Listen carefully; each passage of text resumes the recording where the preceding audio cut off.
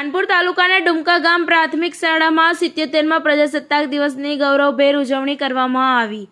ધાનપુર તાલુકાના પ્રાથમિક શાળામાં 26મી જાન્યુઆરી પ્રજાસત્તાક દિવસ નિમિત્તે રાષ્ટ્રભક્તિથી છલકાતો ધ્વજવંદન કાર્યક્રમ યોજાયો।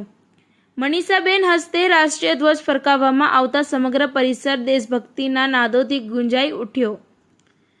આ ધ્વજવંદન કાર્યક્રમમાં શાળાના આચાર્ય અને શિક્ષિકા, વિદ્યાર્થીઓ તથા સ્થાનિક નાગરિકોને ઉપસ્થિત રહ્યા। પ્રજાસત્તાક દિવસની મહત્તા ઉજાગર કરતા સંવિધાન, એકતા અને રાષ્ટ્રપ્રેમના સંદેશાઓ વિદ્યાર્થીઓ સુધી પહોંચાડવામાં આવ્યા।